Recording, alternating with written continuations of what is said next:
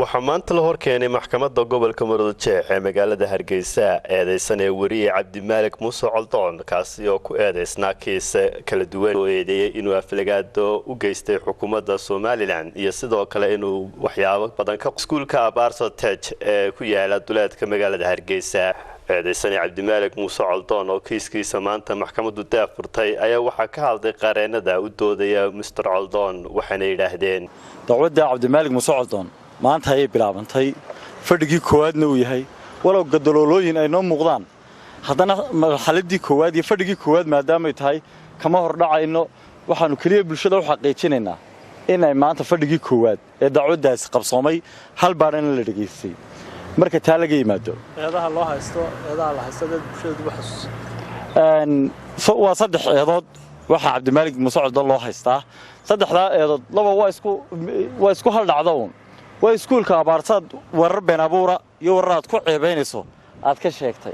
ilaa haddana ma aragno dhibanihii Abaarso oo yimi maxkamadda waxa kale tahay inuu qaranka Somaliland propagandeeyo yiri taliskii Cabdi Yilay tubtiisi buu hayaa ama tubti qaran muxuu talisyada hoogay ayuu hayaa laftarkeeda taas markaas imakayada dhaxgelimayno dacwadu maadaama bilowtay waxaanu jecelahay ka garyaqaan ahaan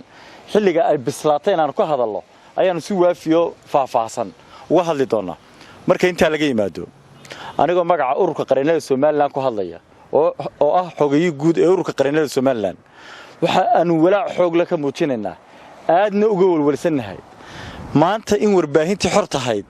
iyadoo awal hore waxa bay dhici jirtay markaaba gaf bay ahayd laakiin garsoorka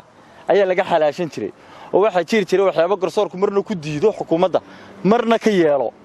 laakiin maanta inay xukuumaddu iyadu gacantii sharciga gacanta iyadu ku qaadato oo iyadu albaabada iskugu laabto waa arrin walaac cidale ka urur qareen ahaana aanu aad uga walwalsanahay natiijada ay dhalin doonto Faisal Yusuf Kacaan wararka telefishinka caalamiga Royal Hargeysa.